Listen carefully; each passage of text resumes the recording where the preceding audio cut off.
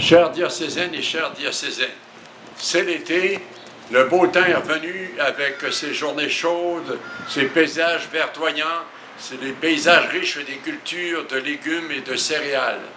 C'est le temps des vacances, temps de se ressourcer, temps de se faire ce cadeau de la présence, présence à soi-même, présence aux autres, présence à Dieu et bien sûr présence à la nature. Oui, c'est un temps pour faire une pause et se reposer. Le pape François vient de publier il y a quelques semaines une lettre ou une encyclique qui porte comme titre « Laudato Si » pour la sauvegarde de la maison commune.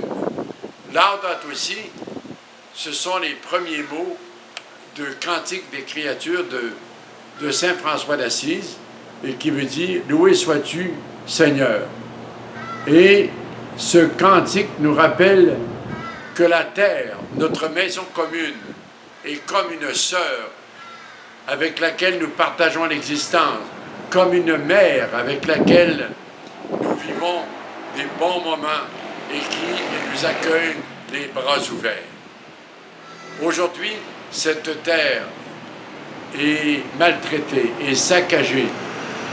Elle pleure et elle crie à cause des dégâts que nous lui avons fait subir, à cause de toute cette pollution dont nous sommes responsables.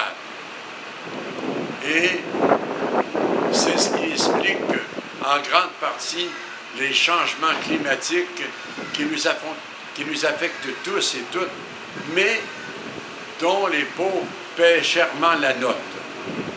Voilà pourquoi le pape François nous lance un appel urgent à entendre le cri de la nature et le cri des pauvres et délaissés pour compte de notre société. Puis, le pape François nous pose une question essentielle.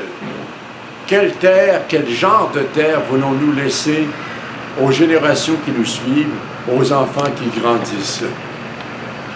Ce qui, donc, est nécessaire, c'est une conversion écologique globale. Nous croyons que les solutions vont venir de la technologie puis du progrès.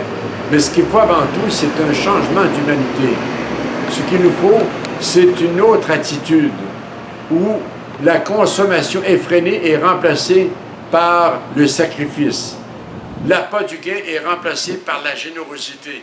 Le gaspillage par un esprit de partage et par une nouvelle manière de vivre basée sur la simplicité, sur le partage, la justice et la solidarité avec les pauvres. Oui, profitons de l'été pour aller nous promener dans le jardin de la création, dans ce beau jardin de Dieu, afin d'y admirer sa présence, afin d'y admirer les beautés et les couleurs que Dieu a mises dans nos mains. Profitons de l'été pour aller à la rencontre de l'autre, spécialement celui qui est oublié, et lui ouvrir notre cœur. Profitons de l'été pour rejoindre le pape François et emprunter avec lui ce nouveau sentier qu'il nous propose, sentier du respect de l'autre, du respect de soi, le respect de Dieu, mais respect de la nature, qui implique une nouvelle manière de vivre qui est ancrée véritablement dans l'évangile du Seigneur, l'évangile de vie, d'amour et de partage. Oui, profitons de l'été pour poser des gestes simples qui protègent ou sauvegardent notre planète, comme éviter les bouteilles d'eau en plastique et favoriser le recyclage. À tous et toutes, un été écolo, béni et rempli des bienfaits de Dieu.